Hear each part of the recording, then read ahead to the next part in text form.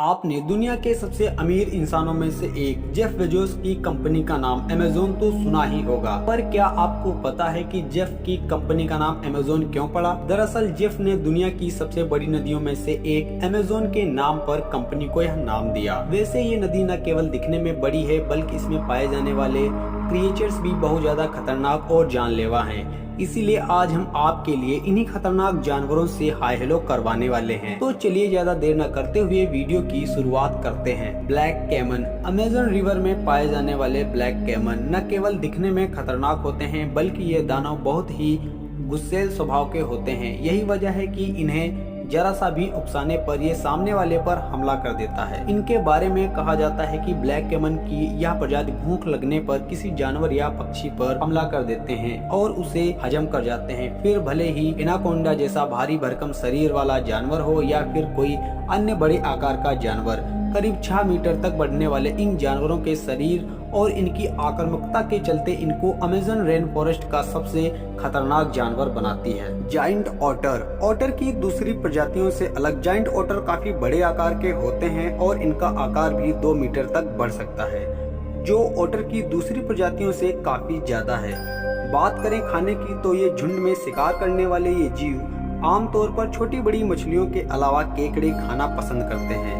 Amazon river में पाए जाने वाले दूसरे जीवों को देखकर भले ही किसी की उनके पास जाने की हिम्मत ना पड़े, पर ये जीव दिखने में बहुत ही ज्यादा क्यूट लगते हैं। इसी वजह से हर कोई इनके करीब जाना चाहता है, पर हमारी आपको यही सलाह है कि गलती से भी इनके करीब मत जाइएगा, क्योंकि ऐसा इसलिए है क्यूट दिखने वाले ये जीव कई मौके पर ग्रीन एनाकोंडा सांपों पर हमला करते हुए भी देखे गए हैं। इसके अलावा कई और मौकों पर इन्हें कैमन का भी शिकार करते हुए देखा गया है।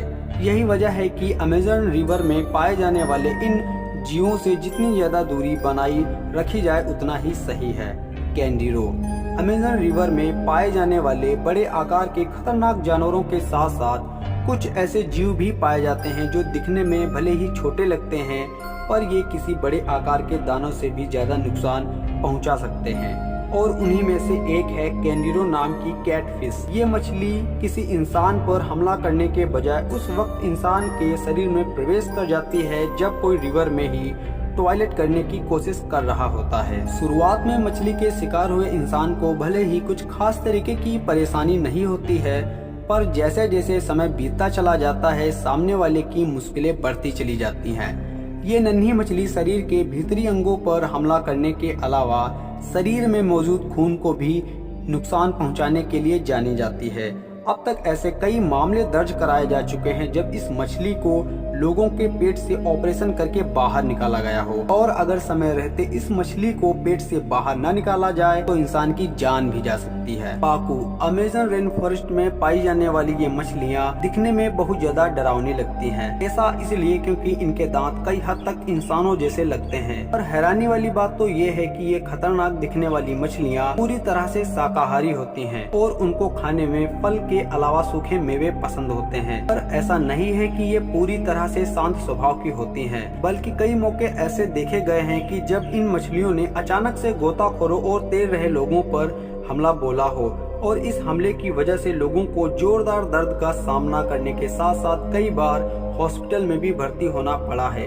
इसलिए हमारी आपसे यही गुजारिश है कि इन मछलियों को देखते ही ज्यादा से ज्यादा दूरी बनाए रखने की कोशिश करें। तो चलिए दोस्तों, ये वीडियो यहीं पर खत्म होता है। उम्मीद है आपको ये वीडियो पसंद आया होगा, और अभी तक अगर आपने हमारा चैनल सब्सक्राइब नहीं किया है तो वीडियो को लाइक और चैनल को सब्सक्राइब जरूर कर लें। धन्यवाद।